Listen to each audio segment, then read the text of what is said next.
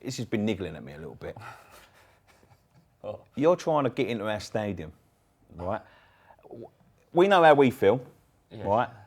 Tell me the general sort of consensus between the Spurs fans about what happened if, you know what I mean?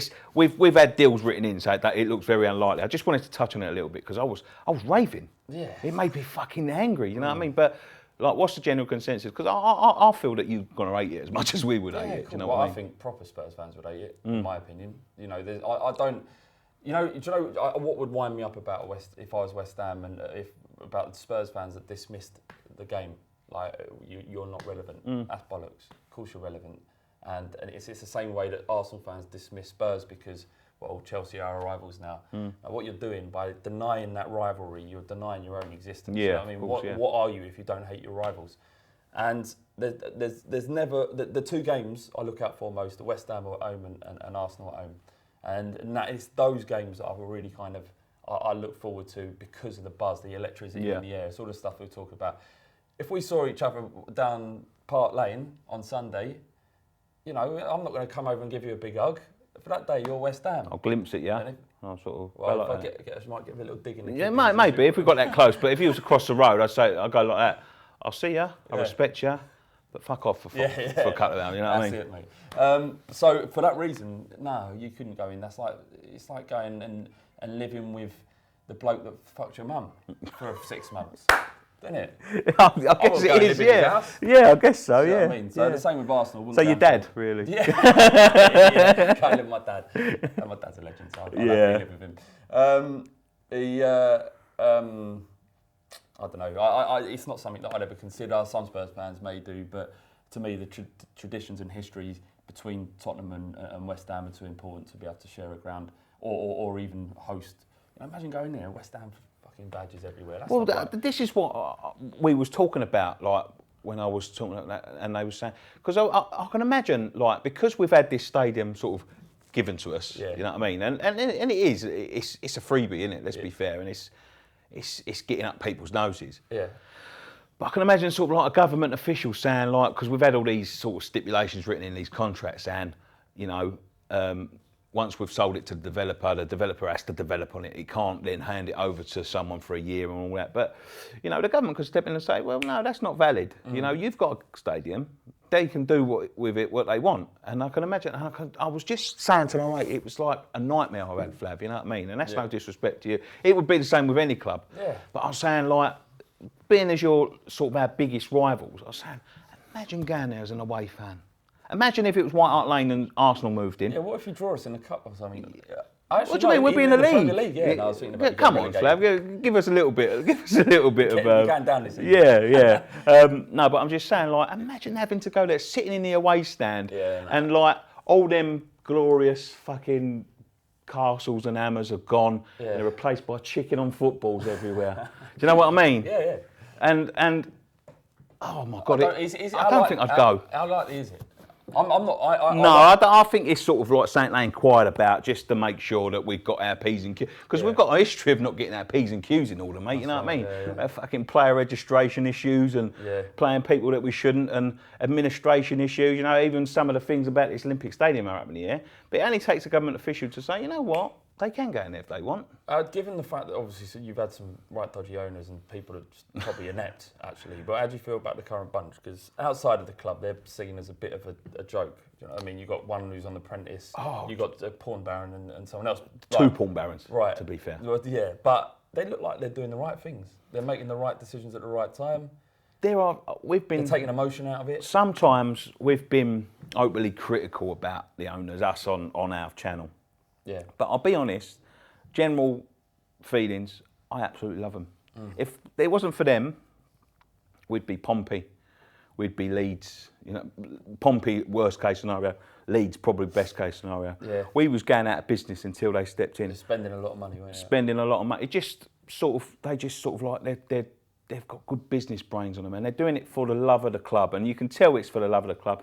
They get over passionate sometimes. You know what I mean? By, you know, the Twitter things is a bit funny, you know what I mean? But it's their club. They can do with it what they wish. As long as we're playing Premier League football, I don't really care. You know what I mean? Yeah. I love the owners. I love them. You know, Baroness Brady, or whatever she wants to call herself.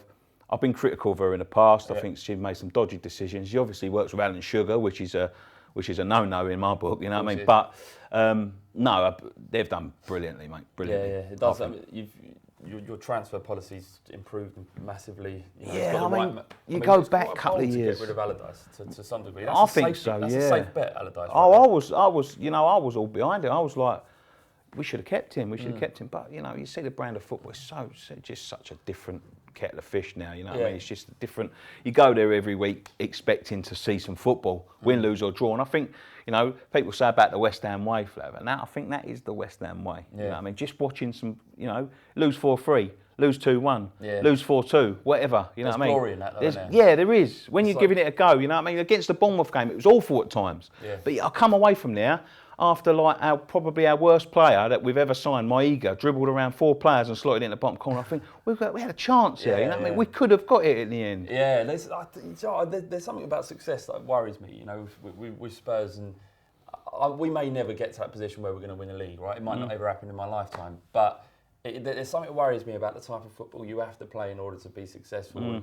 And what's removed is the mavericks of the game, people that are going to excite, even though you might lose 4-3. But you know, one of my favourite games of all time is losing the game 4-3. When we went down to 10 men in Milan against Inter, down to 10 men after 10 minutes, 4-0 down at half time. Bale scores a hat-trick. We lose 4-3, but it felt like we won. Yeah. And that's one of my favourite games. And there's glory in failure, and Arsenal fans are going to be pissing themselves now. Do you know what? I also they don't really get it. I know. They've never been in that position, have they? I think there's sort of like a camaraderie in being the underdog. Do you know what I mean? Yeah. You know, you all stand there. I mean, we go to places like, we've been there this season, go to Liverpool, not expected to win, and you're all together and you're all watching. And when you do, and when you do, it's so euphoric. I'd hate to think we're going to become like Chelsea and Arsenal, just expecting to win all the time. With when you do, success and enough money, that's what happens. Football clubs, and I don't think I want it. No. I mean, if someone give me an opportunity, like I speak to my old man, and he goes, "All I want, Flav, you don't call me that, son. Gal. All I want is an oil baron to come in and buy us everything. I've followed Spurs since 50. I mean, he sort of his first season was a double winning season, and I just want success now. I don't want that. I haven't lived through decades of.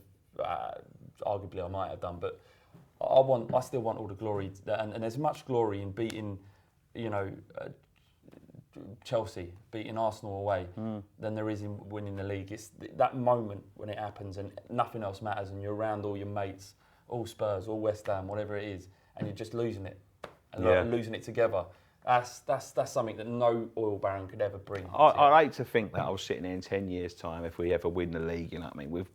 If we're propelled to higher places like we're, you know, expecting to, like not expecting but hoping to. Yeah. You know, and I'd hate to be thinking like you brush me out and go, that was well done. Yeah, and that's what it's like. And it's just like going mental in the stand. You know what I mean? Like you've just beat Man City away, and they've bombarded you for 90 minutes, and you've scored 2 fucking spawny goals, and it's better. Yeah, it's better than, you know, going to somewhere and beating them 3-0 at Hart Lane. You know, pair of old pricks, don't we? Yeah, we do. Yeah, but should we finish it there, mate? We've got this is going to have to be 2 videos, I think. Yeah. Flav, thanks, mate. Absolute pleasure. I'll give you a hug now, but I'll see you Sunday, mate. You're not my friend, you know what I mean? But thanks for joining us.